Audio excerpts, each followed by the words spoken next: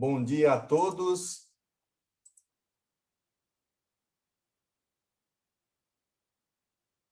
E obrigado por estarem conectados aqui conosco. Eu sou Gerardo Landulfo, delegado da Academia Italiana della Cucina em São Paulo. A Academia é uma instituição cultural sem fins lucrativos que tem sede em Milão, fundada em 1953. Os objetivos da Academia são tutelar as tradições da cozinha italiana e promover a cultura gastronômica de todas as 20 regiões da Itália. Faz parte das nossas atribuições estudar a origem das receitas e valorizar a tipicidade, a variedade e a qualidade de seus ingredientes. Ingredientes como o queijo, um alimento que faz parte da história da humanidade e que não pode faltar à mesa e na cozinha dos italianos, e também dos brasileiros, é claro. É por isso que estamos aqui hoje. Para falarmos dos queijos italianos que, em uma viagem que nós vamos iniciar na Sicília e vai terminar no Vale d'Aosta. Vamos começar pelo sul e terminar no norte. Eu vou passar agora a palavra ao nosso presidente, Graziano Messana, presidente da Italcan, para falar dessa iniciativa e do projeto True Italian Taste. Bom dia a todos, boa tarde para quem nos está seguindo da Itália. É com imenso prazer que eu posso dar essas palavras iniciais nesse evento. Vou agradecer a Paola Tedeschi, vou agradecer o nosso chefe que se está conectando da Val d'Aosta, Paolo Bertolier, e o Gerardo Landulfo, que é delegado da Academia aqui no Brasil, da Cucina Italiana, e também diretor na Câmara de Comércio. E eu estou muito contente porque estamos aqui entre cavaleiros, porque seja a Paola Tedeschi, não vou adiantar o currículo dela, porque o Gerardo vai depois introduzir devidamente, mas seja o Gerardo, foram homenageados pelo governo italiano pela forte atuação que ele está tendo aqui no Brasil e com esses fortes vínculos com a Itália. Então, estou muito feliz de compartilhar isto com vocês. O True Italian Taste é um projeto que é patrocinado, financiado pelo Ministério das Relações Exteriores na Itália, ou seja, a Itamaraty versão italiana.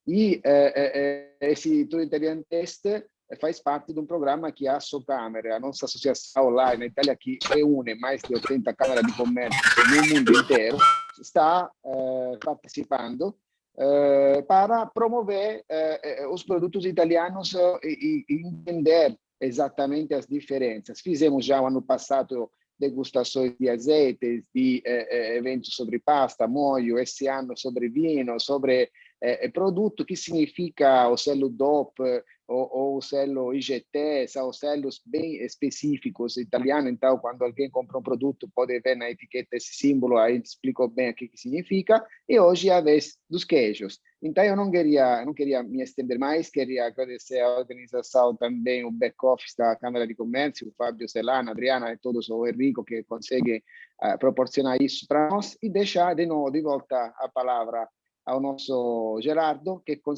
vai conseguir introduzir devidamente os convidados palestrantes na melhor forma. Obrigado e bom evento para vocês. Um abraço de Brasília.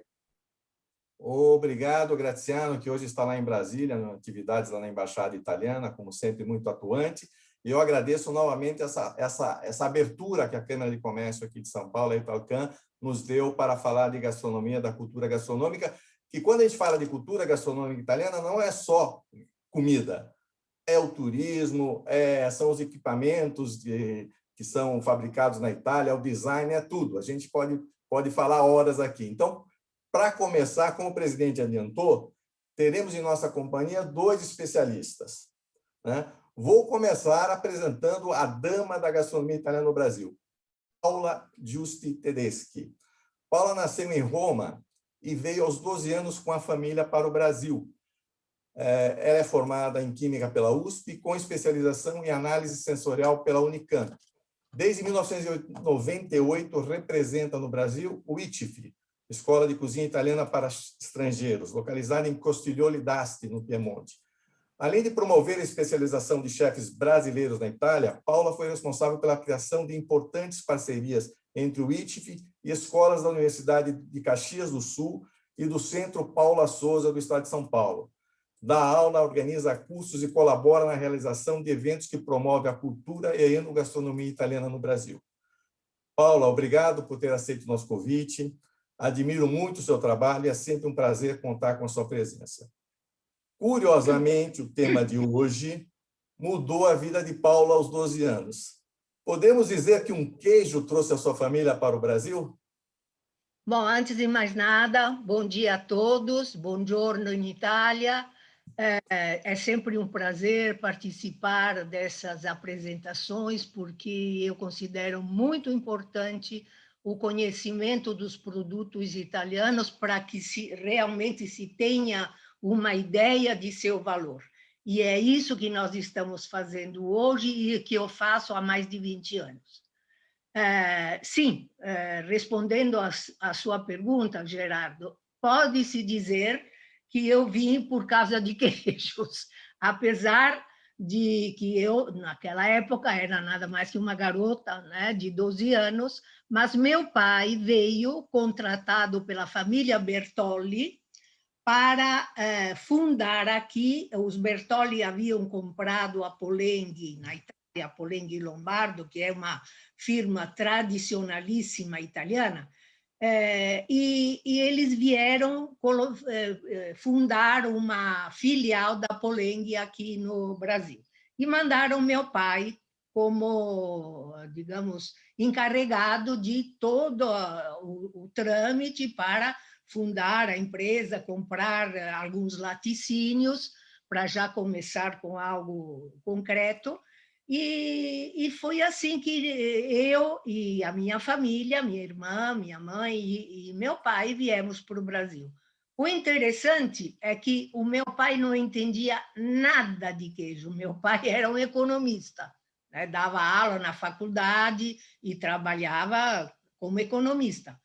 Mas, e até me lembro, é muito interessante, porque eu me lembro que na cabeceira do meu pai sempre tinha o Manuale del Casaro, porque ele falava, eu não entendo nada, preciso aprender. Então, ele vivia lendo livros sobre o assunto. Bom, depois disso, quando nós chegamos aqui, é mais importante dizer isso, quando nós chegamos aqui, praticamente os únicos queijos que existiam eram queijo prato, o queijo do reino e uma mussarela assim estranha, né? Que era aquilo, né? Era um bloco grande, né? De mussarela, mas que eles chamavam mussarela. Esses eram os queijos conhecidos na época. Aí meu pai começou, aos poucos, a introduzir outros tipos de queijo. Ele primeiro foi o provolone, que teve muito sucesso. Depois foi o polenguinho, depois foi a ricota, mais fresca, apesar de ele não conseguir, por uma questão de... digamos, aqui é muito mais calor do que na Itália, quando se faz a ricota, que normalmente é feita e entregue imediatamente, e, portanto, ela é super fresca, coisa que aqui era, pelo menos naquela época, praticamente impossível. Então, ele foi introduzindo esses queijos. Alguns, porém, ele não conseguiu. Ele fez o Bel Paese, que eu me lembro que é um queijo Galbani muito conhecido. Ele conseguiu fazer aqui um tipo muito parecido, mas ele não, digamos, não ganhou o interesse do público. Vai daí que eu sempre soube que não adianta você lançar algum produto que na Europa ou em qualquer lugar seja um grande sucesso, se o gosto da pessoa naquele lugar não está preparado para aceitar esse gosto. Então, de certa forma, o Italian Taste faz isso, né? Faz com que apresenta ao mercado, né, esses novos gostos para que ele aos poucos se acostume, né? Mas para isso a gente precisa apresentar o produto, fazer degustar o produto.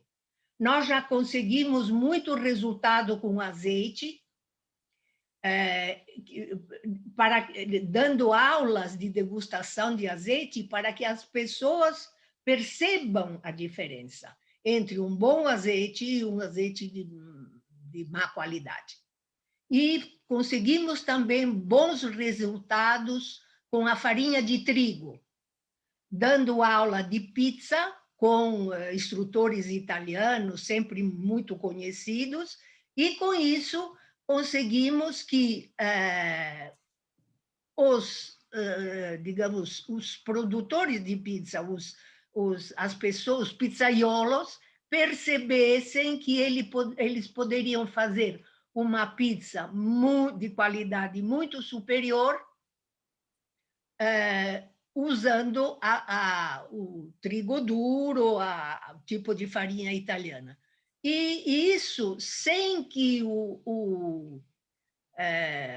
haja no preço final do produto uma diferença muito grande. A gente demonstrava, porque sempre o produtor diz, mas eu não posso usar farinha italiana porque custa muito, comparando com a farinha brasileira. Realmente custa mais. Mas, fazendo o cálculo na ponta do lápis, o aumento de preço para cada pizza é poucos reais, 2, 3 reais. Isso foi demonstrado aos alunos, né? Então, eu acho que, sim, o Italian Taste deve se insistir em apresentar os seus produtos e demonstrar por A mais B que usar esses produtos, apesar de serem um pouco mais caros, fazem grande diferença na ponta final. É verdade, Paula. Isso faz parte das nossas missões. O que você falou antes é mais importante ainda, porque o Italian Taste também tem outro segmento, que é o Italian Sounding, ou seja, os produtos que parecem italianos, mas não são italianos. Mas não é. Eu considero, né, pessoalmente, eu considero que os produtos que, como você falou, quando seu pai chegou aqui no Brasil, não havia os queijos italianos. Então, foi graças à imigração italiana, né, a chegada depois de empresas italianas também depois da guerra. Antes era a imigração, né? Sim, antes era o imigrante. E conseguiu fazer uma coisa. Vários tipos de queijos, né? Sim. Agora, o que foi feito depois, ou seja, habituou o paladar brasileiro aos queijos italianos, que hoje são muito conhecidos. Agora, o que não pode, né, porque segundo o Italian Sound, isso eu acho que é uma coisa que até ajudou a promover, claro, a Itália no mundo, é que atualmente alguns queijos são feitos aqui no Brasil ou em outros países com tipo fontina, por exemplo, tipo taleggio, que não são muito parecidos. Não são os verdadeiros. É isso que a gente vai falar mais para frente. Então, o que eu quero agora, e aliás, nós temos aqui um especialista que eu queria apresentar, que é o Paulo Bertolier, chefe de cozinha. Ele está lá no Vale da Aosta, está com um probleminha de conexão aqui na internet, mas vamos ver se a gente consegue falar com ele. O Paulo Bertolier, ele tem no seu currículo passagem por restaurantes de hotéis 5 estrelas, inclusive no Brasil, por isso que ele fala um pouco de português, onde trabalhou por 2 anos no Sheraton do Rio de Janeiro. Também atuou na França, na Suíça, na Alemanha e na Toscana, mas a partir de 2005, desde 2005, ele está lá no seu Vale da Aosta, que é a sua terra natal. Tornou-se referência nessa gastronomia dessa região. Tanto é que ele veio aqui para o Brasil já em 3 edições para representar o Vale da Aosta, da nossa Settimana della Cucina Regionale Italiana, um evento que a gente organiza, que eu tenho o prazer de organizar junto com o Paulo desde 2012. E ele veio em 16, 17 e 18. Em 2011, ele também fundou uma escola de cozinha, a Aqualinha, e atualmente ele presta consultoria a empresas do setor de alimentos. Então, ele é um especialista no assunto, e mais ainda porque ele é degustador formado pela Organizzazione Nazionale Assaggiatori Formaggi, que é a Organização Nacional dos Degustadores de Queijo da Itália. Paulo, obrigado por ter aceito o nosso convite. É um prazer te rever. Espero que em breve possamos nos reencontrar lá no Vale da Osta, aí no seu Vale da Osta, ou aqui em São Paulo. Eu queria fazer uma pergunta inicial para o Paulo. Como é que ele entrou nessa ONAF e o que ela representa? O que é como é que ele se tornou um degustador? Bom dia a todos. Desculpa por problema de conexão. Bom, eu decidi ser um degustador de queijo em 2011, porque a minha paixão pelos queijos cresceu graças ao meu trabalho na cozinha. E isso foi por mim uma muito boa surpresa. Ótimo. Então, ele quer dizer que queijo e cozinha tem tudo a ver, né? Então, o chefe que se tornou especialista em queijos porque ele usa muito queijo nas suas receitas. Mas antes de fazer outras perguntas ao Paulo e à Paula, né? Eu gostaria de fazer uma breve introdução para falar um pouco dos números da história do queijo italiano. Então, pediria para o Fábio colocar a nossa primeira tela, que fala ali que a Itália produz anualmente mais de 1,3 milhão de toneladas de queijos.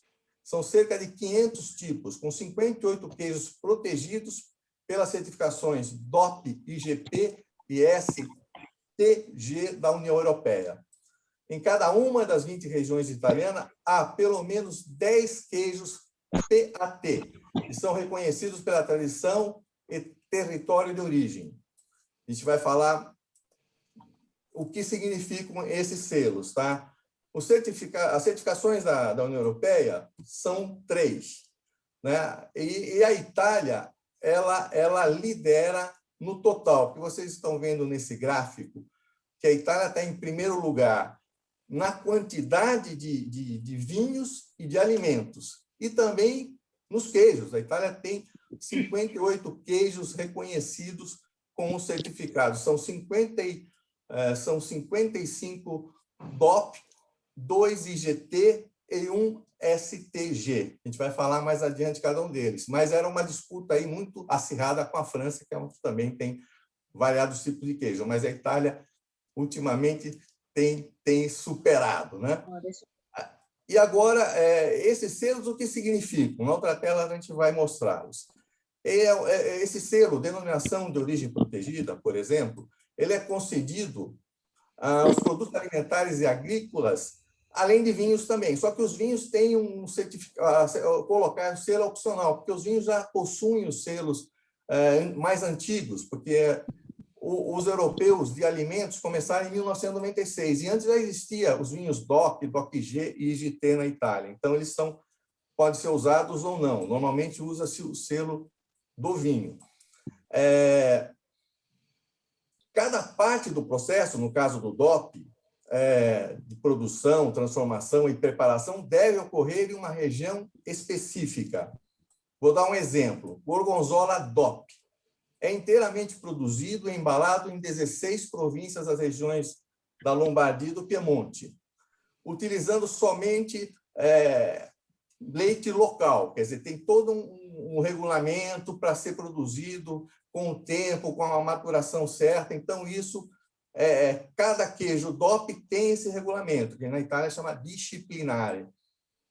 O IGP, a indicação geográfica típica, também evidencia a relação do produto com uma determinada zona geográfica, mas exige que apenas um dos processos seja realizado naquele território. Ou seja, a matéria-prima ou o método de produção pode ter origem em outra região. Um exemplo é a burrata de Andria, que é IGP.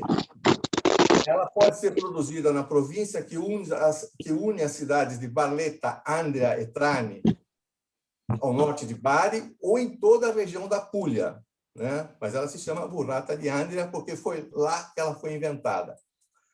E o último selo é o STG, Especialidade Tradicional Garantida, que protege o modo no qual o produto é preparado e a sua composição. Não é necessariamente ligado a uma zona geográfica específica. E, nesse caso, o único que possui esse selo é a mozzarella, que pode ser elaborada em qualquer região da Itália, desde que siga o processo tradicional, que é regulado por aquelas normas específicas, que delimita até o tamanho do queijo, até o tamanho e a forma do queijo. Diferente da mussarela de búfala campana. Essa é uma DOP, que pode ser produzida apenas na Campânia e regiões limítrofes, no sul do país. E, por último, eu coloquei o selo PAT, que são produtos agroalimentares tradicionais. Esses produtos são reconhecidos pelo Ministério delle Politiche Agricole, Alimentari e Forestali, é o Ministério das Políticas Agrícolas, Alimentares e Florestais do governo italiano. Atualmente, há cerca de 500 queijos catalogados. O pedido de registro é feito pelas regiões. Cada região envia os motivos que ela está solicitando esse registro, né? E a gente pode dizer que isso é o primeiro passo para requerer a certificação da União Europeia. Então, esse número de queijos italianos certificados pela União Europeia podem crescer a cada ano, aliás, crescem a cada ano. Agora eu vou falar um pouquinho da história, né? Da história dos queijos, né?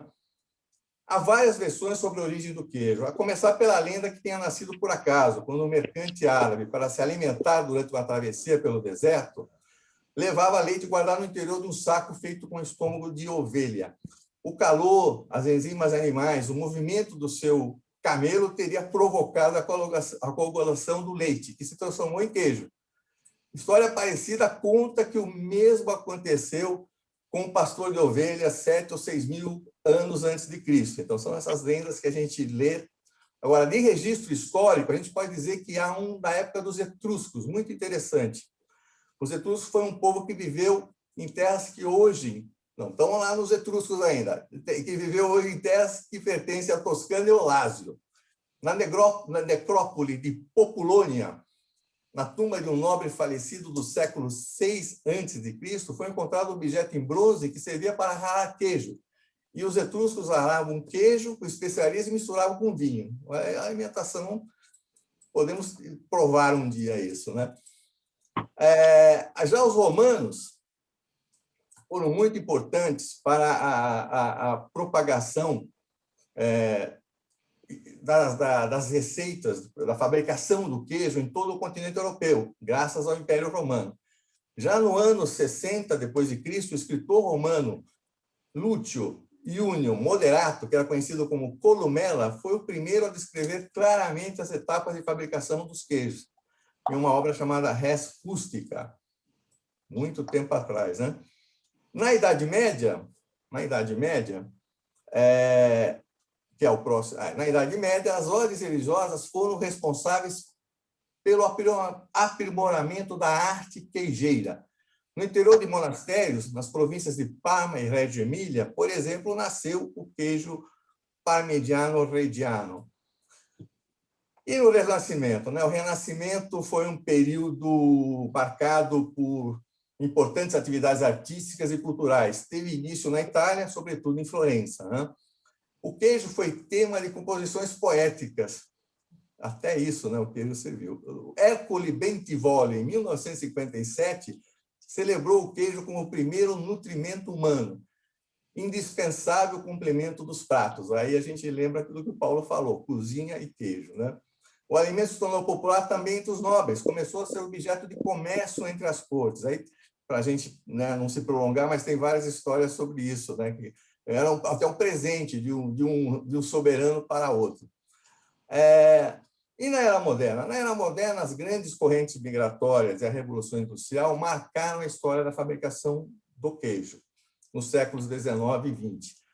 A presença de imigrantes italianos, principalmente nas Américas, deu origem à produção de queijos inspirados nas tradições e nos conhecimentos trazidos da Itália, como o exemplo dado pela Paula, né?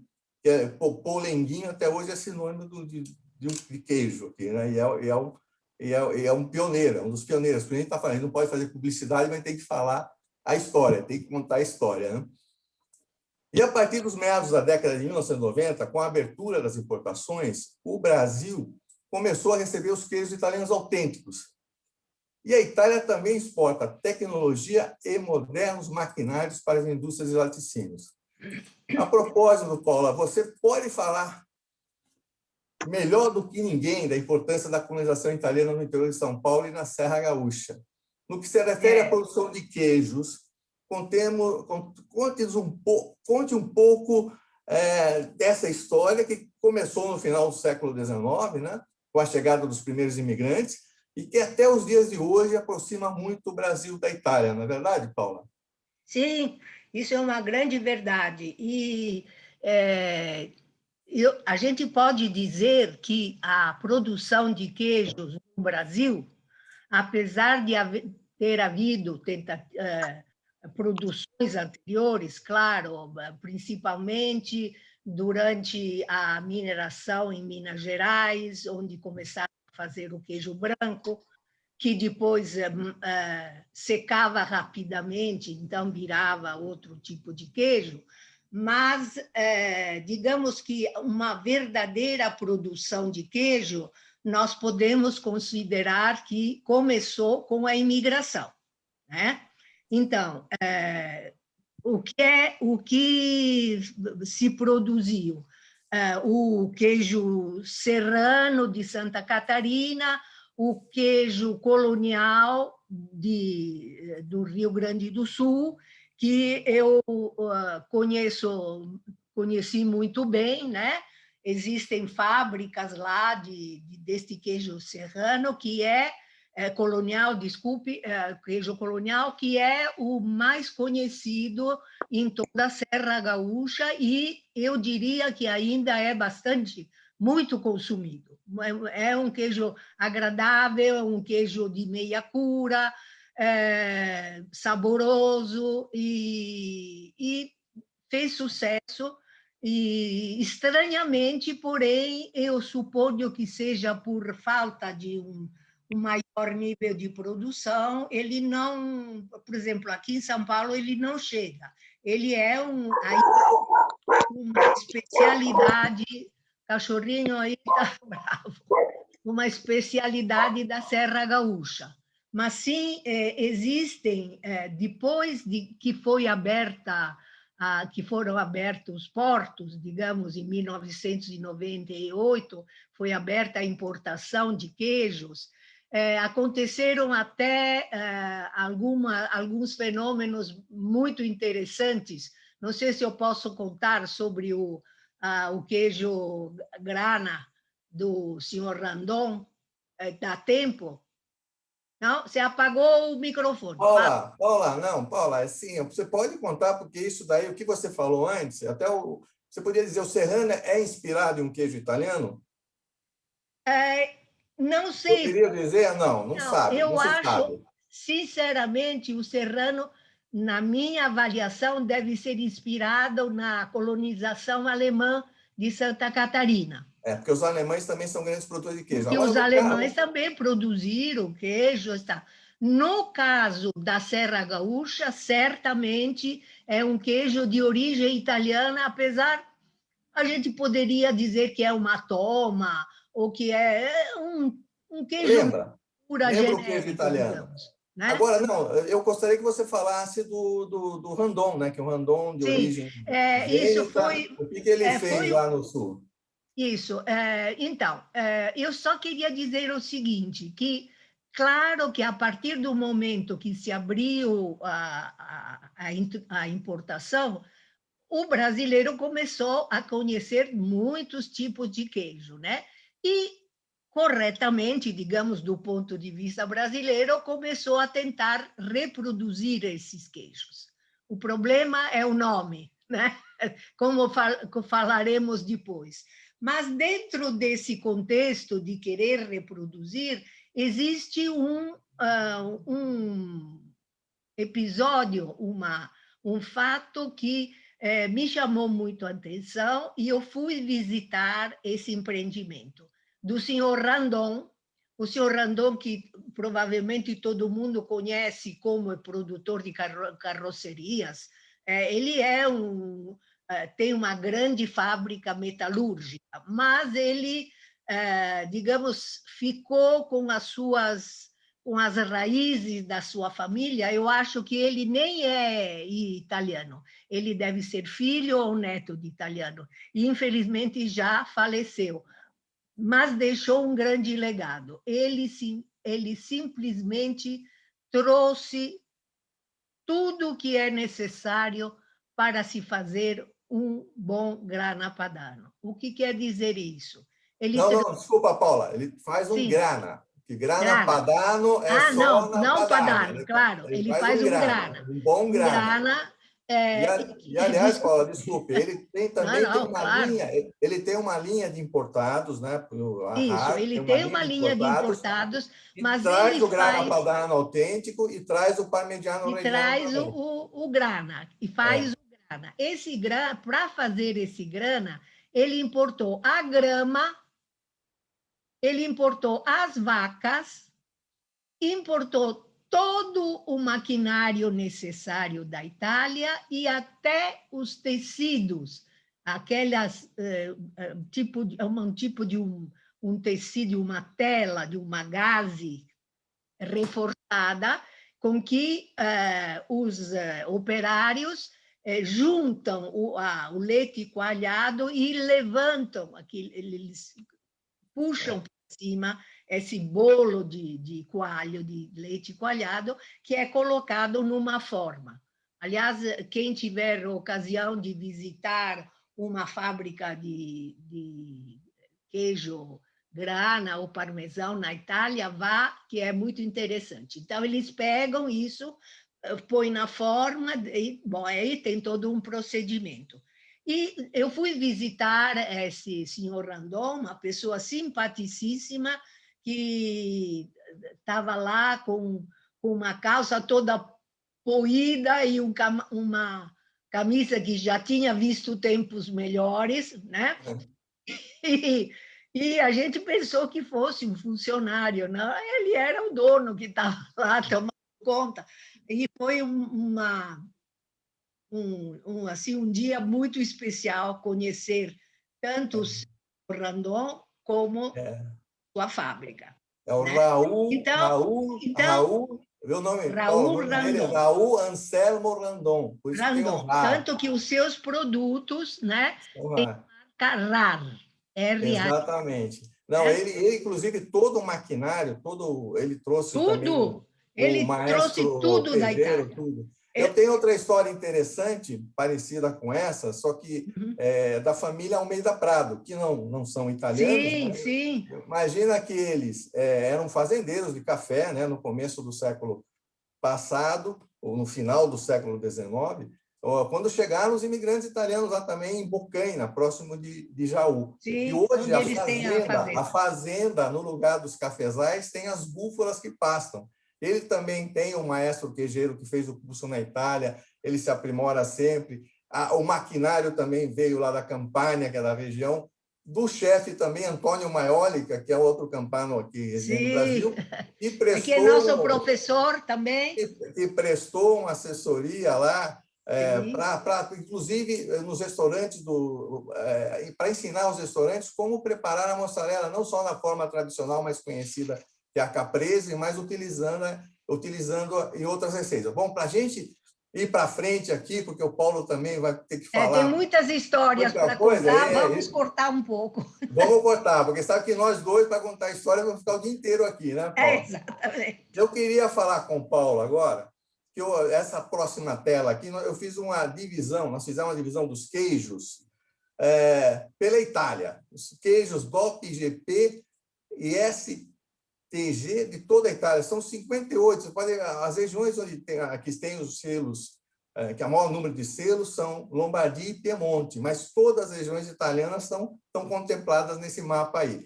E depois nós separamos os queijos pelo tipo de leite, né? Que são os leites, que é a próxima tela que nós vamos ter aí, que é o leite... Não, desculpe, antes disso, eu preciso voltar com a Paula, porque não falar do ITF. Não, vai para o ITF. É nessa tela aqui, tem essa escola, é o ITF, a sede lá em Costiglione d'Asti, no Piemonte, né? A gente falou que o Piemonte tem uma grande produção de queijos, mas tem uma coisa interessante, tem o Grottino del Formaggio. Então, queria saber, Paula, como é que são esses cursos lá? O queijo, onde o queijo entra nessa história. Isso é importante então, falar. Gente, é o seguinte, nós somos uma escola com sede nesse castelo que é especializada em dar aulas de enogastronomia italiana para estrangeiros. Nós não damos aula para italiano, é só para estrangeiro. Todo o grupo vem acompanhado de um tradutor-intérprete que segue a turma por todo o período do curso. Vocês podem imaginar que, por exemplo, nós temos alunos da Rússia, até do Paquistão, da Coreia, da China, do Japão muito, e depois em língua inglesa e em português, né? Agora, o que nós ensinamos? Nós ensinamos cultura enogastronômica italiana, receitas exclusivamente italianas, com produtos exclusivamente italianos. Essa filosofia é seguida também aqui no Brasil. Nós damos algumas aulas específicas, são cursos rápidos, profissionalizantes, mas sempre dentro do possível, com produtos italianos. As únicas coisas que não usamos italianas, mesmo aqui, são os produtos frescos, né? As verduras, as carnes, porque essas não dá para usar. O resto é tudo italiano. Então, este Grottino dei Formaggi faz parte de aulas de degustação de queijos que os alunos têm lá na Itália, e, além disso, usa-se todos esses queijos nas receitas, porque nós damos tanto receitas tradicionais de cada região italiana, que usam bastante queijo. A cozinha italiana usa muitos tipos de queijo nas suas receitas. Então, os alunos são levados a preparar uma série de receitas especiais com todos esses queijos, de maneiras que eles, depois, voltando no seu país de origem, possam divulgar a enogastronomia italiana entre eles. Eu só dou um dado. Em Tóquio, só na cidade de Tóquio, existem 800 restaurantes com cozinha italiana. Aí vocês... É isso. É verdade. Paula, esse é outro capítulo que a gente tem que fazer, outro evento para falar... Temos muita coisa para contar. Mas porque o que aconteceu? No Japão, eles têm tantos restaurantes italianos, porque a comida italiana é muito apreciada lá, e não houve a imigração que criou uma cozinha diferente do que a italiana, não é verdade? Lá eles fazem a cozinha italiana porque os chefes japoneses, né, os alunos japoneses, devem fazer pelo menos um curso na Itália para voltar. Fazem, eles vêm em grupos, sim, com o seu tradutor. Faz parte do currículo, né? Faz parte da formação. Bom, agora nós vamos falar dos leites, porque para uma forma mais fácil de dividir os queijos, né? A primeira coisa que a gente pensa é que tipo de leite é. Pode ser o leite de vaca, o leite de búfala, o leite de ovelha e o leite de cabra, né? E tem os casos que misturam até alguns leites. Então, eu vou perguntar para o Paulo Bertolier quais são as outras características para nós fazermos a classificação dos queijos. Paulo. Sim. Paulo. Sim, tem. Sim, fale-nos das características, os queijos. Nós falamos, além do leite, quais são as formas do reconhecimento do tipo de queijo? Como você disse, em primeiro lugar, o tipo de reconhecimento está no leite, que pode ser de vacino, de vaca, de ovelha, de cabra ou de búfala. Pode ser crudo, gordo, pasteurizado. Se foi mungido em um só dia ou em mais dias. E depois se usa o cozimento da colheita ou o leite é usado cru. Tudo isso foi a diferença do queijo ao final. Se nesse queijo foi inseridos fermentos lácteos, a salga se foi com líquido ou a seco, a escovação, ou seja, a casca é para definir a espessura da crosta, a maturação, está muitas coisas por definir o queijo.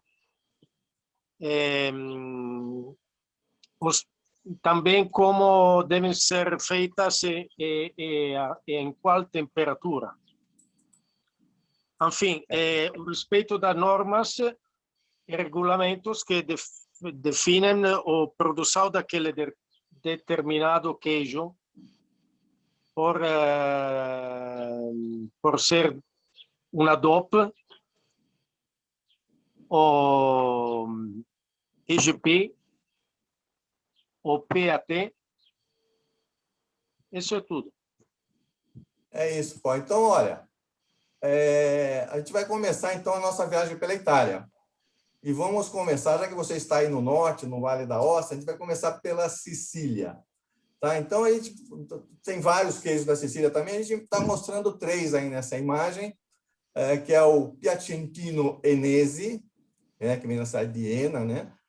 Provola dei Nebrodi, que é uma região, faz parte dos Apeninos sicilianos, ali na província de Messina, e o Ragusano, que está mais no sudeste da Sicília, da ilha, né?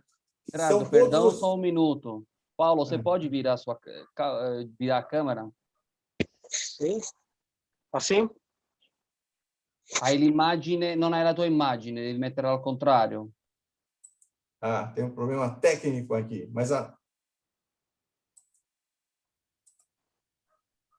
Agora? Ecco, ok, grazie. Sì. Bene. Então, Paulo, esses 3 queijos são DOP, né? E o que eu pensei aqui, que a gente gostaria que você falasse do caciocavallo, né? Porque o caciocavallo, 2 desses queijos podem ser definidos como caciocavallo, né?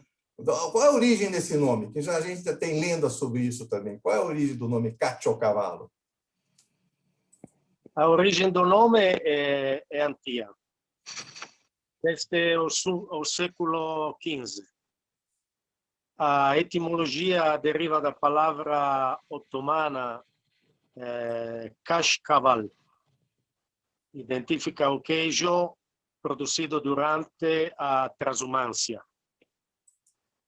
carregado nos dorso dos cavalos por ferroviagem da transumância. Como a passar dos dias durante a caminhada dos pastores, o queijo maturava. Essa é uma versão parecida com aquela inicial, né? Sempre tem a ver com os árabes aí, né? Porque os árabes ficaram muito tempo também lá pela Sicília, né? Dominaram bastante por séculos aquela região.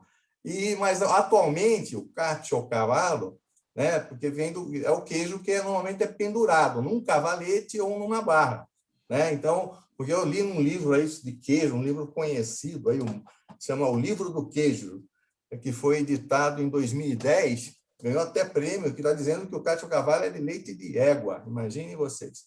Bom, vamos lá para a Sardenha. Vamos para a Sardenha e lá selecionamos também 3 queijos. Os mais conhecidos da Sardenha, esse primeiro, não sei se a pronúncia é correta, Caso Acedo, deve ser, que é um pate, depois tem o Fiore Sardo DOP e o Pecorino DOP. Paulo, qual a diferença entre o Fiore Sardo e o Pecorino Sardo? A diferença entre esses 2 queijos DOP é que o Fiore Sardo é defumado e rigorosamente feito com leite cru, sardo, e coalho de ovelha. O Pecorino Sardo é maturado no fresco e pode ser feito também com leite de ovelha pasteurizado e coalho de vitelo. As ovelhas que produzem esse leite vivem no pasto semi-selvagem da Sardenha. Ótimo. E agora vamos lá, vamos entrar no continente, vamos para a Calábria. Da Calábria selecionamos 2 queijos tradicionais com selo DOP, mas peço para você falar do Musulupo, que tem um formato curioso e muita tradição. O Musulupo o formato é dado pela prensa naquele colocado. Este queijo muito particular. A prensa é de madeira de amoreira, que decora a sua superfície. O queijo é fresco e sem crosta, e assim deve ser consumado logo.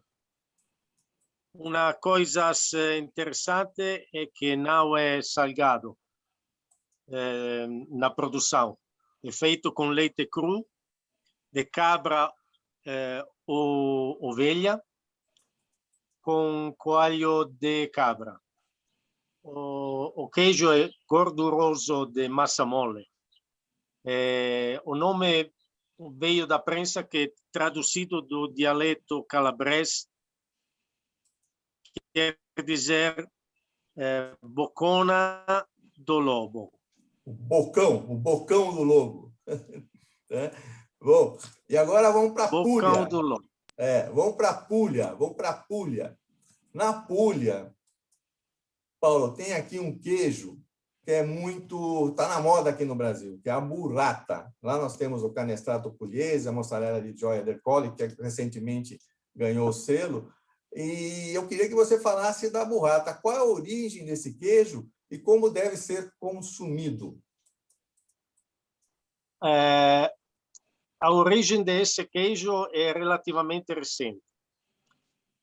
Se conta no popular que os irmãos Bianchino, produtores de queijo em Andria, a razão de uma grande nevasca, precisaram encontrar uma forma de não perder a produção daquele dia. Assim, utilizaram o conceito de manteiga. Invólucros de massa, manteiga é invólucros de massa filada para conservar a manteiga. E nesse modo, para inserir a massa misturada com crema de leite, chamado de stracciatella. A burrata, para ser consumida fresca, na temperatura ambiente, e a geladeira é a sua inimiga, sempre. Sempre.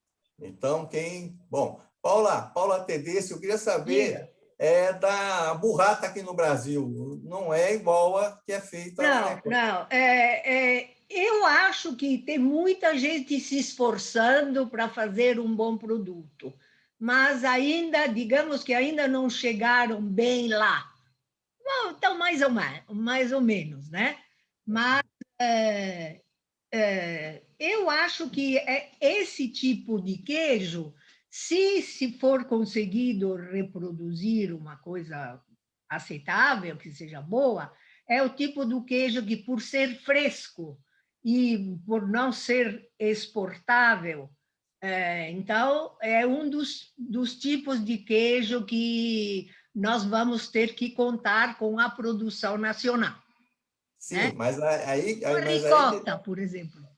Mas aí que dá a briga, né? Porque o burrata, tudo bem, é um tipo burrata que a gente tem que falar. Isso. E não pode usar que é burrata de Andria. Não, obviamente não. Mas mesmo assim, viu, Paula, é uma discussão também que a gente não pode começar agora. Mas porque a gente voltando, por exemplo, tem o queijo canastra, tá? Sim. Queijo canastra pode ser feito na Itália? Não pode, porque em nem outro lugar do Brasil que não seja a Serra da Canastra, correto? Claro. É isso ou não? Então, porque na verdade é o nome do queijo, né? Porque esse nome foi dado ao queijo. Pois né? Esse é o grande problema. Então é uma discussão que vai ser mais longa. Então, para a gente não estourar nosso tempo, vamos lá para a Campania, onde tem ali Fior di Latte, que é outro queijo que também é feito aqui, né, reproduzido aqui, a mozzarella de búfala campana, que é DOP, esse não pode ser feito a não ser nas regiões delimitadas, e a provolone, e o provolone del Mônaco, que é um queijo pouco conhecido aqui, mas é um queijo que eu tenho certeza que agradaria muito os brasileiros. Sim. Paulo, aqui temos um tipo de queijo que conquistou o mundo, né, que é a mozzarella de búfala. Sim. Que a gente sabe, né, como falou, é um DOP, então não pode ser produzido em outros lugares. Claro. Mas a mussarela STG pode ser feita até aí no Vale da Aosta, não é? Quais são as diferenças entre esses dois queijos? A diferença principal, Paulo. Sim.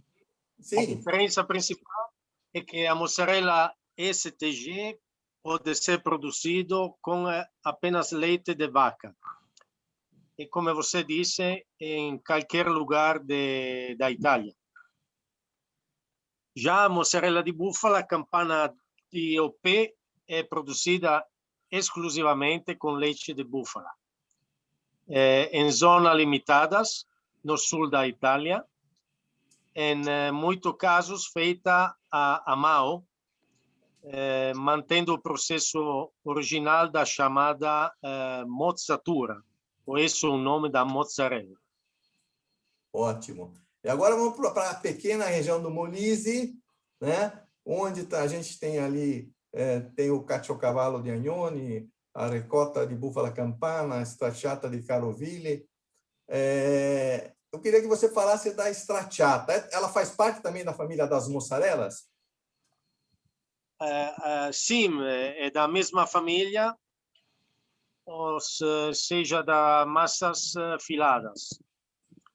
A sua identidade própria está na stracciata, nas tiras de massa de 50 centímetros, que se entrelaçam 3 vezes para formar o queijo de cerca de meio quilo. Este queijo se consome fresco, como a mozzarella. Ótimo. Do Abruzzo, agora chegamos no Abruzzo, né? Já estamos mais para o centro da Itália. Aí tem o Incanestrato di Castel del Monte, que é a Patti, o Pecorino di Farindola, que também é Patti, e a Scamorza Abruzzese, que é Patti também. Paulo, já citamos alguns queijos do tipo Canestrato, né? Que tem bastante aí no sul da Itália. Vimos na Puglia, na Basilicata, nas outras regiões também tem. Eu pediria para você falar um pouco da origem desse nome, Canestrato ou Incanestrato. De onde vem esse nome? O termo canestrado deriva de formas específicas feitas com ramos de vime, chamado canestri, cestos, o mesmo. Nesse cesto, os queijos eram protegidos e maturados nos percursos de transumância das planícies para as montanhas. Os encanestrados de Castel del Monte é PAT, é feito apenas com leite de ovelha, é queijo de massa dura. A coalhada é rompida de maneira rústica e deixada para descansar, quebrada, colhida e inserida nesses cestos para secar e onde por 2 dias girada 4 vezes. A salga é feita com água quente salgada. Depois o queijo é colocado para maturar sobre canas. Este queijo se consuma depois 40 dias de maturação, com peso de 120 a 300 gramas. Ótimo.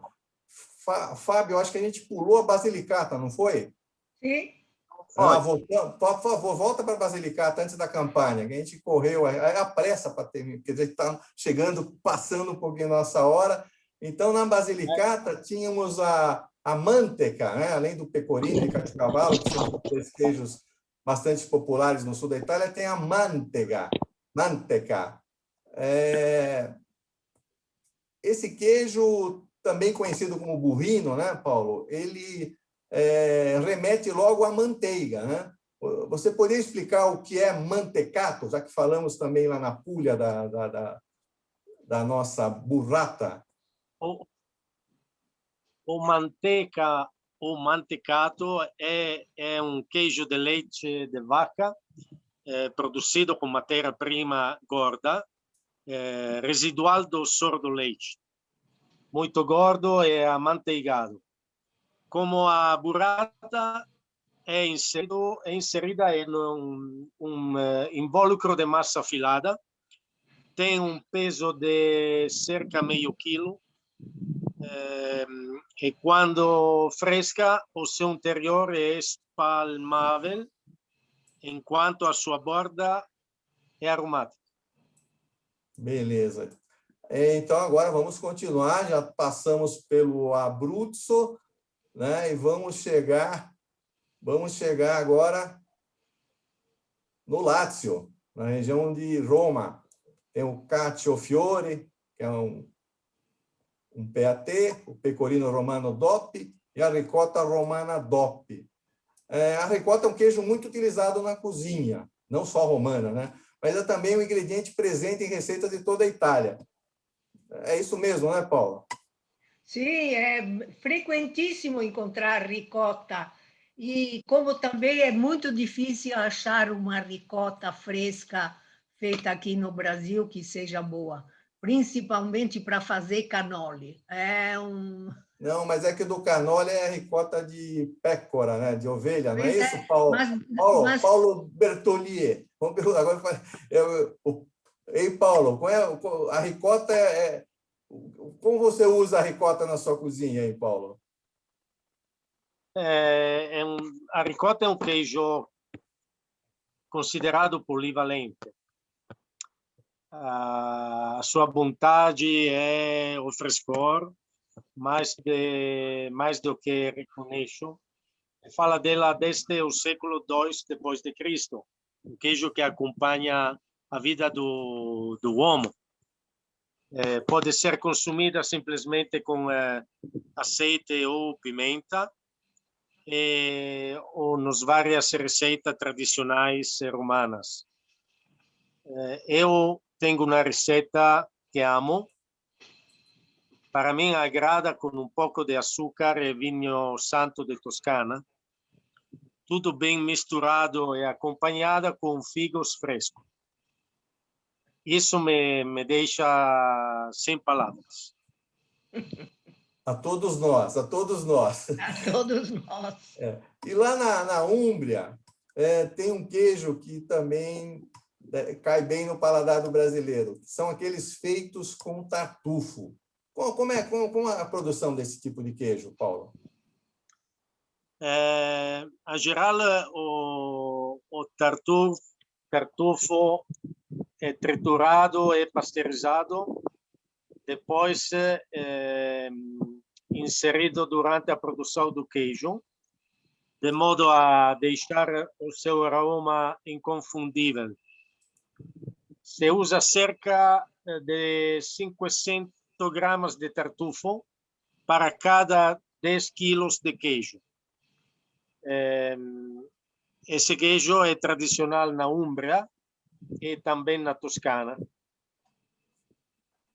Então, agora vamos chegar na Toscana, então.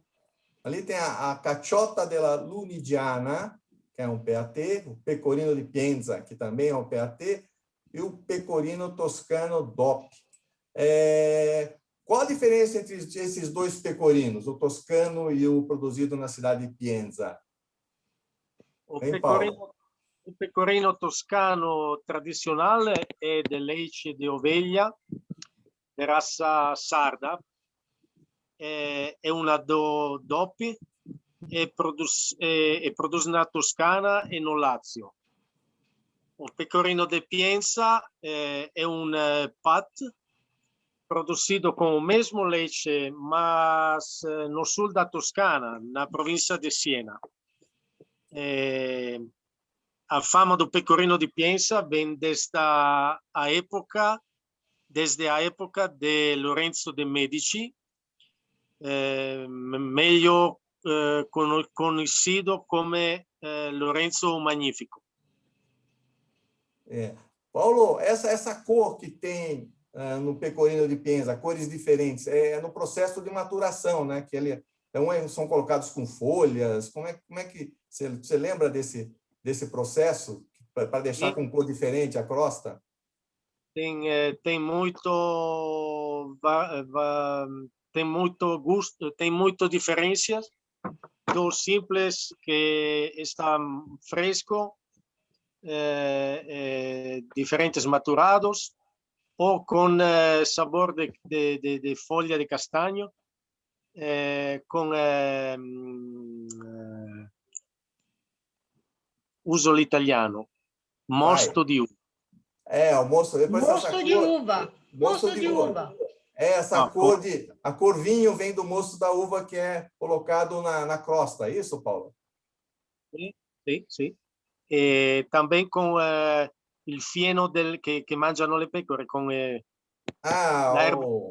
seca. O feno. A erva seca. Se fala feno, né? O feno, a erva seca que as ovelhas comem. Muito bem. Você viu que tudo tem, né? Tudo tem a sua diferença, tem seu motivo. O tipo de leite vai ser diferente de acordo com o que os animais se alimentam. Na região de Marche, tem o Cassec di Montefeltro, a Caciotta di Urbino e o Pecorino in Botte. A Caciotta é um queijo, vou dizer, que representa, acho, bem essa região de Marche, principalmente a cidade de Urbino, que é uma belíssima cidade. Eu perguntei para você quais são as diferenças, principais características desse queijo, né? Porque tem outras Caciotta, mas essa de Urbino é muito especial, não é verdade, Paulo? Sim, é um queijo muito especial, produzido com leite de vaca, umbras, por 80%, e de vacas brancas emiliana, por 20%. É de massa semicrua e matura por 30 dias. No paladar se sente o leite e as ervas do pastos, macio sem ser cremoso. A forma é coberta de cera de abelhas para manter a crosta macia.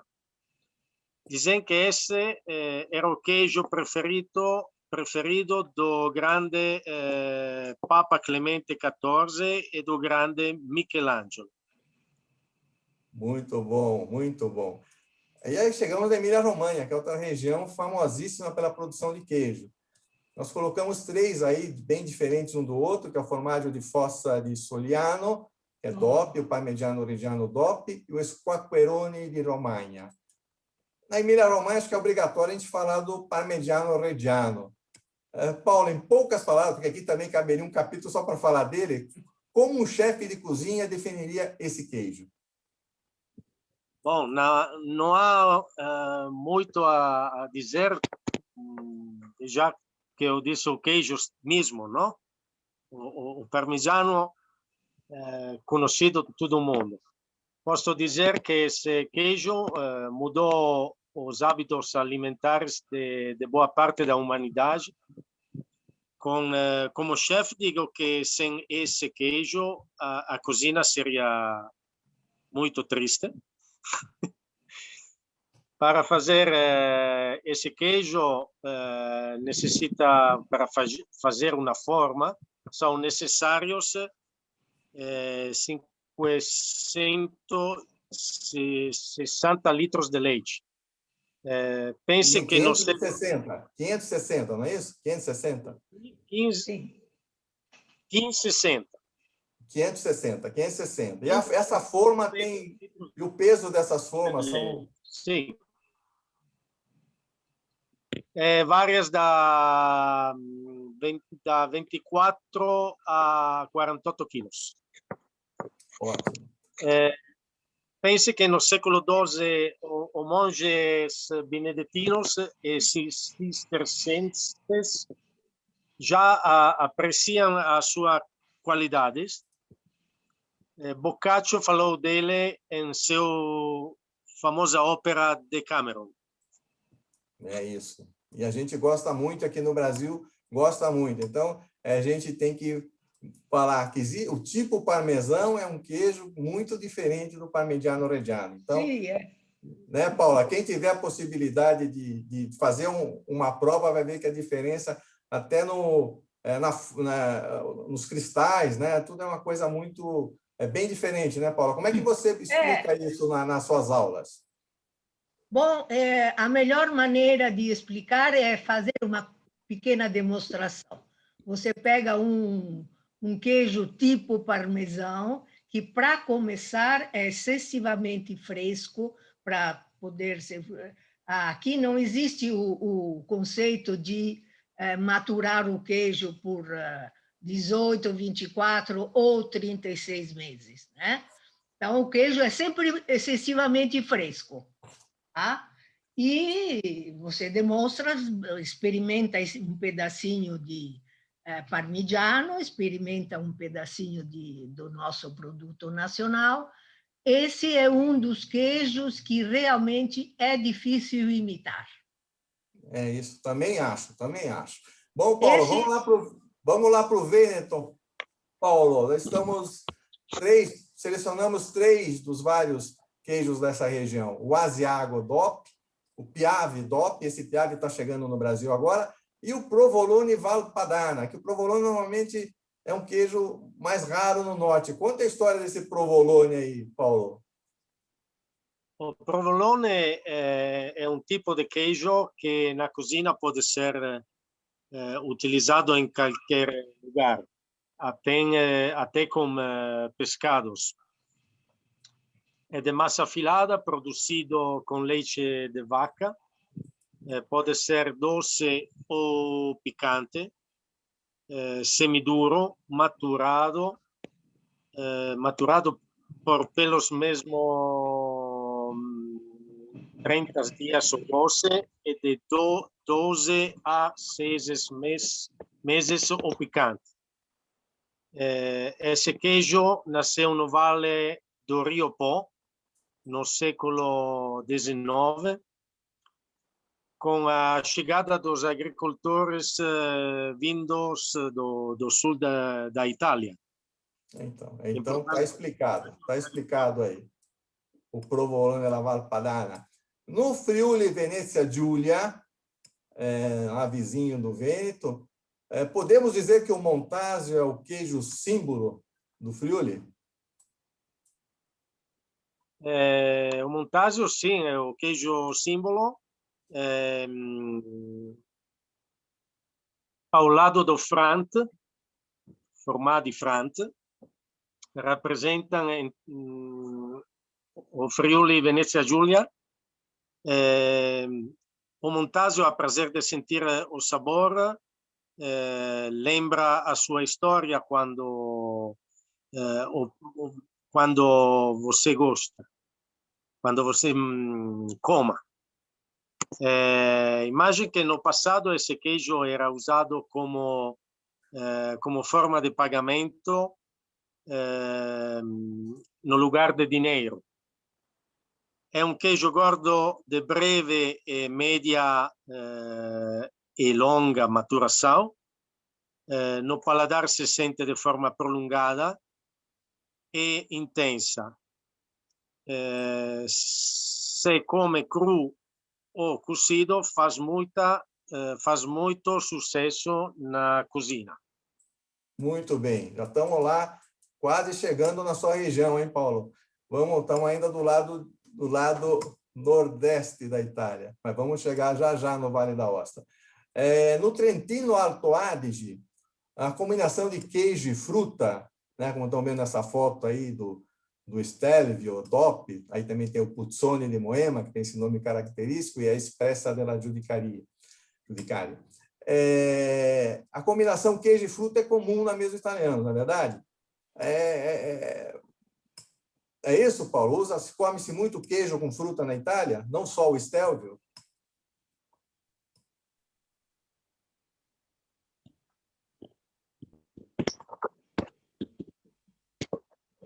Sim, é verdade.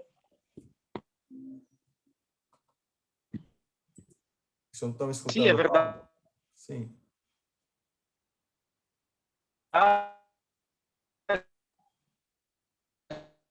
Eu acho que estamos com problemas de som aí com o Paulo. O queijo combina bem com a fruta fresca, ou com doces e picante. Para falar.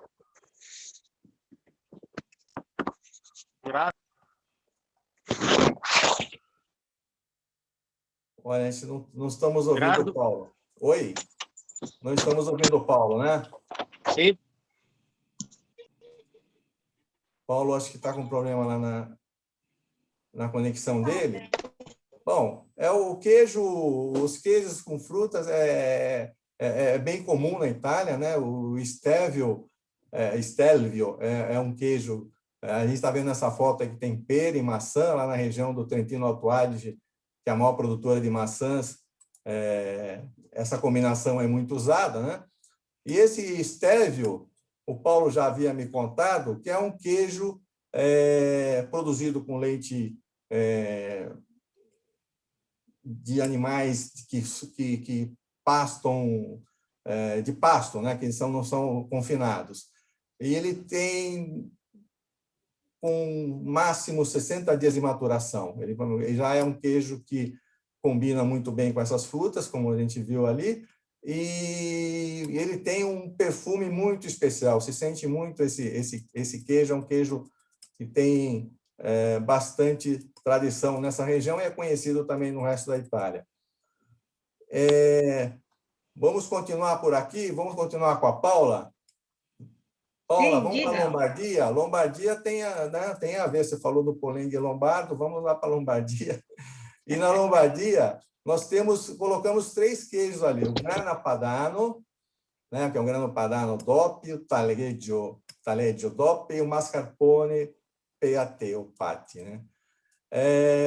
Da Lombardia, né, a gente conhece esses 3 queijos, são conhecidos aqui no Brasil, eles chegam aqui, não constantemente, infelizmente, tem um período que é difícil encontrar. O Grana Padano mais frequente, Mascarpone eu estou encontrando, o Taleggio que parou de chegar no último ano. A gente torce que volte, porque o tipo Taleggio não é igual. Aí eu havia pedido ao Paulo Bertollet de indicar uma receita que ele faria com um desses queijos aí. Aí ele falou para mim que ele faria um ravioli de massa, com a massa aos ovos, né? Faria um ravioli com massa, recheados com abobrinhas, majorana e taleggio. Os taleggio cortados em cubinhos. Né? Ele simplificou a receita. Né? Ele falou, essa receita a gente pode fazer só refogar as abobrinhas no alho e azeite e depois de cozido temperar com um pouco de sal e majorana. Quando elas esfriarem, ele recheia a massa com esses cubinhos de talejo sobre as abobrinhas e fecha os raviolis. Ele cozinha a massa no caldo vegetal e finaliza o prato com azeite extra virgem de oliva e grana padano ralado. Quer dizer, ele usou os dois queijos aí, né?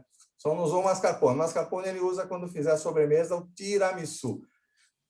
Paulo, a gente já falou do grana feito aqui. O grana feito aqui, não, o padano, o grana feito aqui, realmente é um queijo bom. E o mascarpone a gente encontra aqui. O que vem produzido da Itália. Você recomenda o uso desse mascarpone?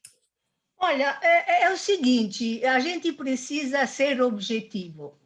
Provavelmente não é igual. Eu não cheguei a degustar os queijos, o queijo mascarpone nacional, não porque eu tenha algum tipo de prejuízo, prejuízo não, preconceito. Desculpe que misturar italiano com português é um desastre. Não tenho preconceito nenhum, mas porque toda vez que eu usei mascarpone foi nas aulas de cozinha italiana na escola, né? Então, eu, por uma questão de compromisso, uso o mascarpone italiano. E as poucas vezes que eu fiz tiramisu em casa, eu continuei usando o mascarpone italiano, por inércia, digamos, né? Mas, assim, eu não sei te dizer, mas o meu feeling, né, é o seguinte: todo queijo que pode ser transportado com facilidade, sem que as suas características olfativas e gustativas sejam alteradas, se o queijo atravessa o oceano tranquilamente, eu sou da opinião que ele deve ser trazido do país de origem. Se, ao contrário, for um queijo fresco, praticamente não é possível trazer ricota italiana. Quer dizer, vocês trazem, mas ela fatalmente terá perdido a metade das suas características, né? E provavelmente o mascarpone é a mesma coisa, porque o mascarpone que se faz aqui tem necessariamente muito conservante, como também, de resto, o italiano. E o mascarpone que a gente usa na Itália é feito no dia. Então, não pode ser igual, né? Então, essa é a minha visão. Tudo que for feito na Itália fresco, melhor tentar fazer aqui. Esse mascarpone ele chega aqui, obviamente, industrializado, né? Mas claro. até o industrializado ele tem uma diferença quando você usa na cozinha, ele derrete de uma maneira diferente, quer dizer... Sim.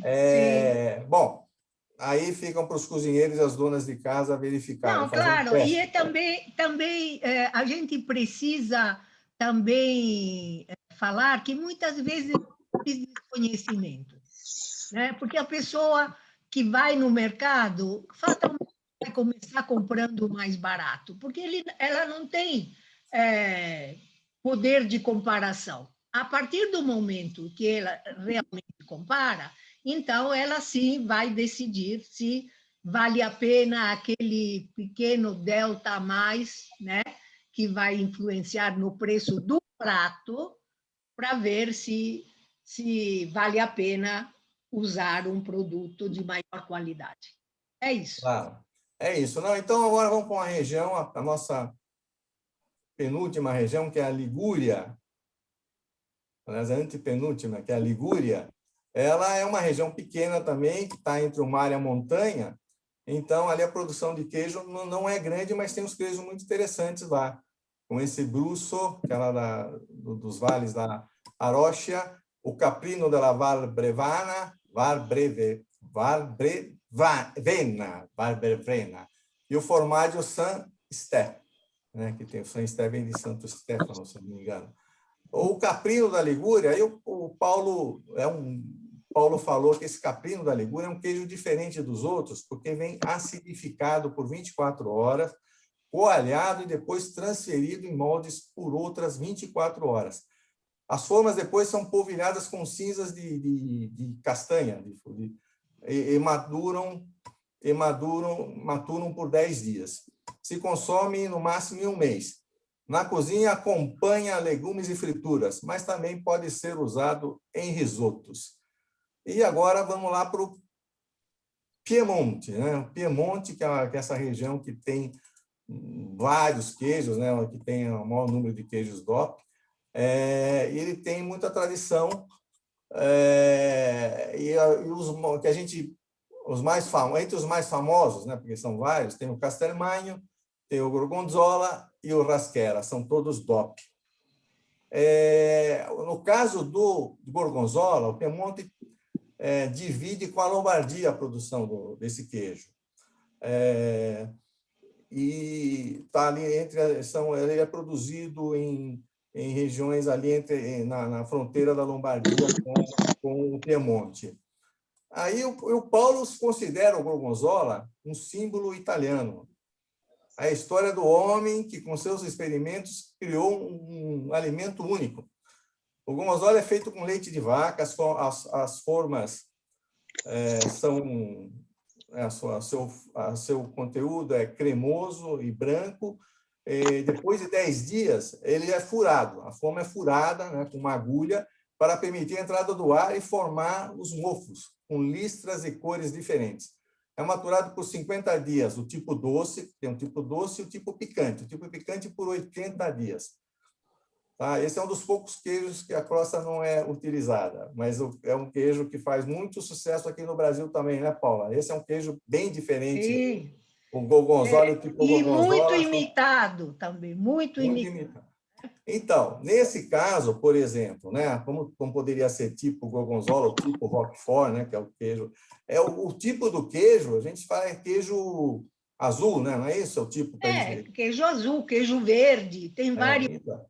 Né? Então, mas isso confunde o consumidor, porque o consumidor, quando chega no supermercado e lá Gorgonzola, acha que tudo é Gorgonzola, que é tudo igual. É muito diferente, porque o que tem aqui é mais seco, mais salgado, não é isso, Paulo? Sim. Bom. E agora eu cheguei no Vale da Ostra, só que a gente perdeu a conexão com o Paulo, infelizmente. Não, o Paulo está aí, eu estou vendo. Aí, Paulo, pode falar? Está sem som, Paulo? Ei. Consegui. Era Chegou. Isso. Voltou. Paulo voltou, Paulo. Então, ainda bem, chegou na hora certa, Paulo. Eu quero saber o seguinte, a gente está vendo a foto aí de 3 queijos da sua região, 3 maravilhosos queijos da sua região.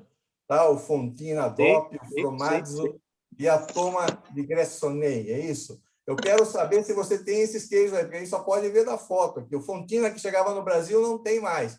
Estão fazendo aqui também um tipo Fontina que tem pouco a ver com esse original. Mostra aí para a gente, já está perto do almoço, para a gente ficar com fome. Mostra aí, Paulo. Esse qual é, Paulo? Isso é a Fontina. Você conhece? Me sente? Sim. Essa a Fontina se reconhece por isso. Que o logo que está imprimido, sim, sobre o queijo. Eu pediria, Fábio, deixa o Paulo na tela, assim a gente vê mais de perto esse queijo. Olha aí. Esse é o símbolo do consórcio, né? O queijo, para ser Fontina, tem que ser produzido no Vale da Ostra e tem que ter esse selo. É isso? E ele não é... Ele é semiduro, é isso? Não é... Como é que você classifica? Olha.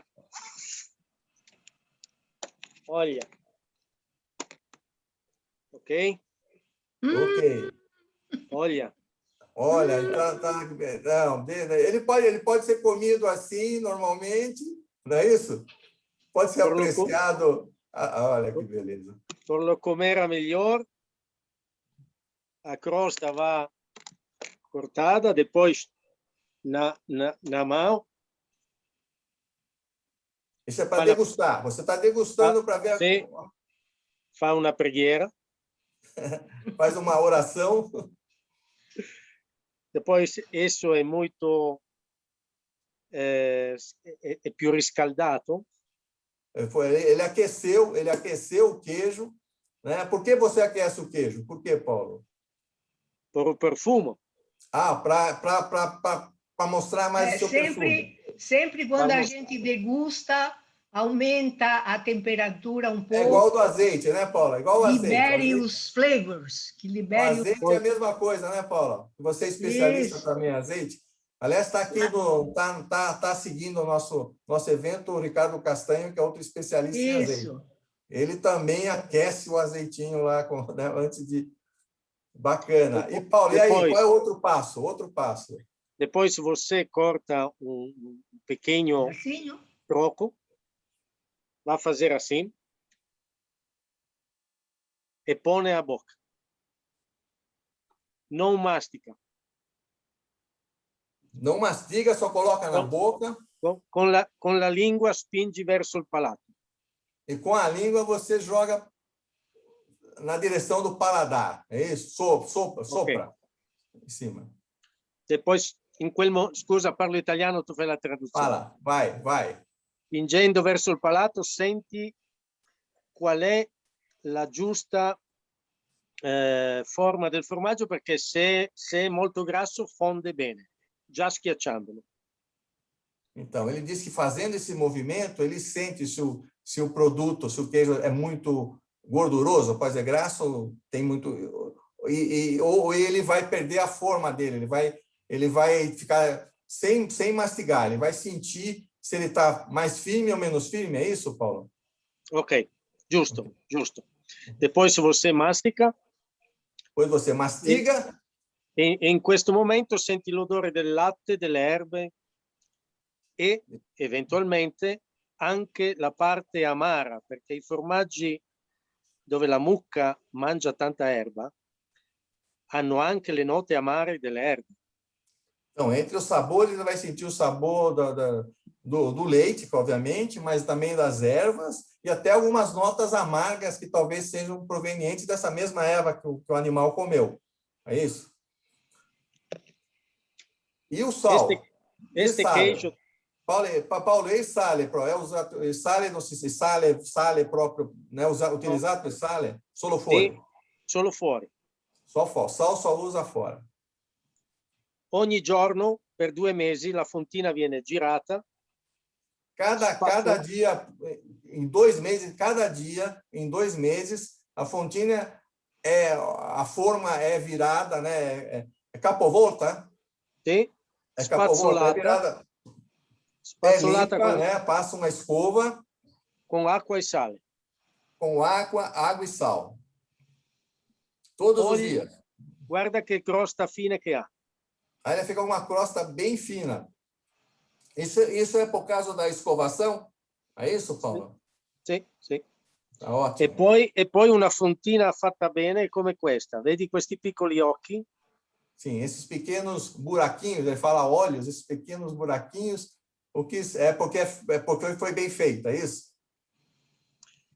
Per fazer una forma di fontina de esquilo, necessita de 110 litros de leite. Bastante. Tá bom, né, Paulo? Tá bom, vamos parar por aí. Agora me diga... Não, nem precisa mostrar os outros. Mostra só os outros. Porque você está dando, né, fome para todo mundo. Só mostra o... Eu, como filha de queijeiro, estou aqui falando. Você está com os outros dois? Você está com o formaggio? Esse é o segundo, o formaggio DOP, formaggio DOP. Qual é a diferença, Paulo, com a fontina? Qual é a diferença? Ok. O primeiro, a fontina, è un queijo semicru. O segundo, o formaggio è un queijo com a coalhada cozida a 80 graus. Entendi. Agora vamos fazer a degustação. Também, olha lá, ele tá... Allora, a differenza sta E se quebra. Sim, se quebra. Depois, tem massa mais semidura, não gorda como a fontina, ok? Mais firme. Tem pequenos, Furos. sim? E mesmo que a fontina, a crosta tem água e sal por 20 dias. 20 dias. Enquanto a fontina 2 meses, esse 20 dias também é girado, 20 dias esse Sim, queijo? mesmo. Ok. O sabor é de leite e manteiga. Ele sente mais a manteiga nesse queijo. Então, ele tem uma diferença. A diferença entre os dois A diferença a fontina é leite e ervas. Isso, leite e manteiga. Ok. Beleza. E você tem o toma você tem também? Muito bom. Está ótimo. Para com isso. Paula, olha o que ele está fazendo. Ele está nos judiando. Ok. Toma de Gressonei. Toma de Gressonei. Gressonei é lugar no sul da Valle d'Aosta. Esse queijo vem produzido de 1500 metri in su. A mais de 1.500 metros. É produzido a mais de 1.500 metros de altitude, né? É queijo muito gordo. Você olha assim, o peso stesso del formaggio schiaccia il formaggio. O peso da crosta dele, ele amassa o próprio formaggio, porque ele é mais macio. La produzione è come il formaggio, nel senso viene cotto. Ele também é cozido como o formaggio. Ma se li mettiamo vicini, vedi Mas che c'è un colore colocado lado a diverso. lado, vê que a diferença de cor é grande e, obviamente, o toma é mais mole, né? Sì, la toma di Gressonei è più molle. E quanto tempo de maturação tem um e tem outro, no máximo? Il queijo formaggio 30 dias. 30 dias. Minimo. Tá. A toma di Gressonei 20 dias. Muito bom. Ok. Estou vendo daqui que está uma delícia, olha lá. Muito gordo, eh? É.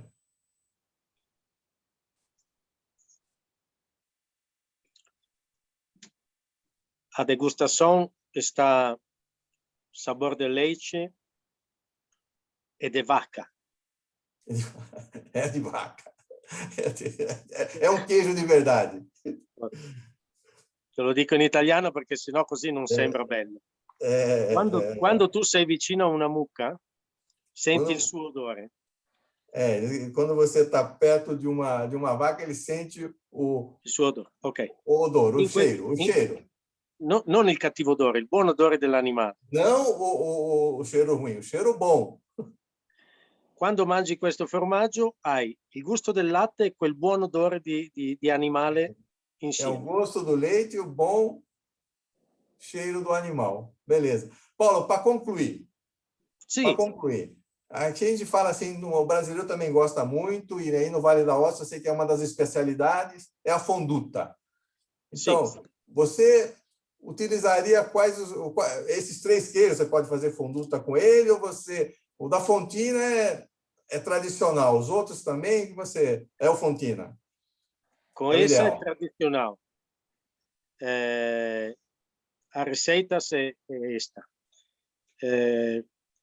200 gramas de fontina, queijo, 400 gramas de leite, sciogli, derrete, mexe bem, sim, 2 tuorli d'uovo, 2 gemas de huevos, 2 gemas de ovos, e 50 gramos de manteiga. 50 gramas de manteiga. Isso faz por quanto tempo? 15 minuti. 15 minutos. Então, veja. Con toma di grassonerie differenti. Te lo dico in italiano perché non ci arrivo. Vai. Bisogna fare come per la salsa bechamel, la preparazione di burro e farina alla base. Esse é tipo bechamel com farinha e manteiga na base. Non se ne mette molta, 30 grammi e 30 grammi. 30 gramas de cada, pouco, né? Per mezzo litro di latte. Com meio litro di leite. E poi formaggio quanto uno ne vuole. Queijo, quanto dependendo da pessoa, pode ser bastante, à vontade, né? Ótimo.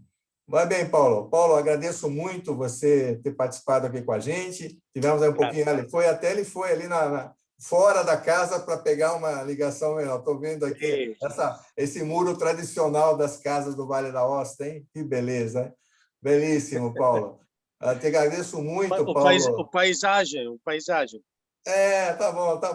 Não, ele quer humilhar a gente, Paulo. Deixa para lá.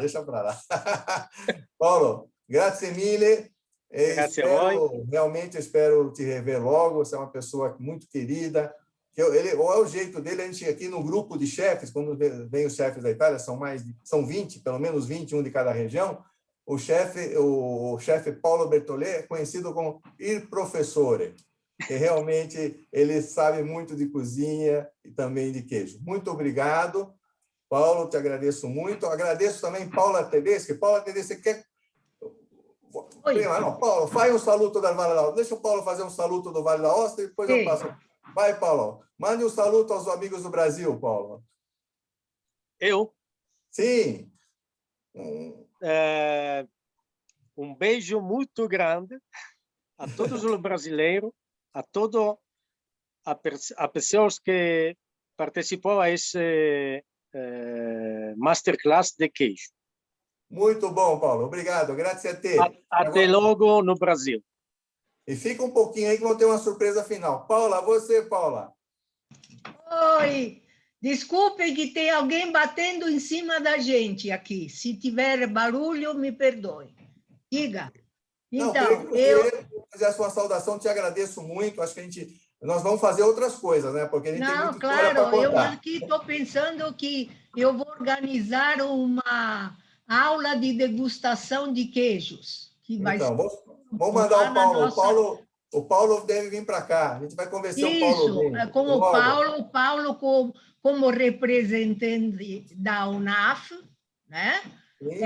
E dá uma degustação de queijos na nossa sala de degustação, que é muito boa, para 25 pessoas, excelente. É no ETEC, né, Paulo? Que é uma escola que, inclusive... Logo que a pandemia possibilitar isso, porque, por enquanto, está meio... Né? Não estamos mais ou menos. Mas vai melhorar. Vai melhorar, se Deus quiser. Agora, olha, nós vamos encerrar isso aqui. Como todo mundo ficou com vontade de comer queijo,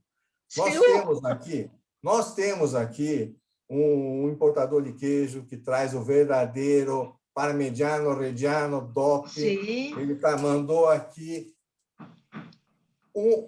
2 peças de 1 quilo cada uma, para serem sorteadas entre as pessoas que estão nos assistindo. Quem ficou até o final aqui vai ter esse privilégio de receber em casa 1 quilo de Parmigiano Reggiano Vero. Aí dá para fazer aquele teste que a gente falou. Ele vai pegar o tipo parmesão e comer o Parmigiano Vero. Então, eu pediria ao Fábio de acionar o nosso sorteador aí do Google, né, para dizer o número dos 2, e nós não podemos ganhar, né, Paulo? Eu e você, infelizmente. Que pena. Mas vamos ver aí, Fábio, pode fazer o sorteio agora? Sim, vamos lá. O sorteio acabou de ser feito. Fomos bondosos, sorteamos 3, tá? 3, olha só, um a mais, não é possível. Um a mais. Não é possível, que generosidade da Italcan. Vamos compartilhar aqui os nomes dos 3 ganhadores. Fala o número também, o número para a gente Sim, demonstrar sim. que foi feito direitinho. Olha, os números é o 110. Então, o primeiro vai para Rodrigo Brito. Que é meu amigo, olha só, mas pode que ele não é o grande Rodrigo Brito. Não, ele vai usar bem esse queijo. Aliás, acho que a dona Zelina, a esposa dele, vai usar melhor. Mas vamos lá. Ganhou Aí, o Rodrigo. Segundo sorteado, número 74, Letícia Rocha. E também é uma jornalista especializada, né? Eu acho que a Letícia é especializada em gastronomia, então também vai ser um bom uso, vai ser de bom uso. E o terceiro, número 72, Lady Diana Miranda Neves. Olha, eu não a conheço, mas certamente é uma pessoa que se interessa por queijo e vai ficar apaixonada por esse Parmigiano Reggiano maturado 20 meses. Que bom, né? Que maravilha! Então, tá bom. Olha, eu agradeço novamente as pessoas que estão aqui nos acompanhando, ficaram até o final aqui, seguindo essa nossa conversa. Desculpe se passamos um pouquinho da hora, mas o assunto realmente é muito interessante. Agradeço novamente a todos e grazie alla Italcan, que deu essa possibilidade de a gente falar aí com tanta gente e falar da Itália, dos produtos italianos. Grazie a tutti, arrivederci. Arrivederci. Apenas para complementar, Gerardo, desculpa. Tchau, arrivederci. Opa, peraí. Nós vamos entrar em contato com os 3 ganhadores por e-mail para a gente alinhar a entrega, tá? Sem dúvida, vai ser entregue em casa, né? Porque sorteio tem que entregar. Isso, para mim, já está implícito. Por isso que eu estava encerrando. Vamos entrar em contato por e-mail. Obrigado, muito obrigado. Tchau, Grazie a tutti. Tchau, tchau. Tchau. Tchau.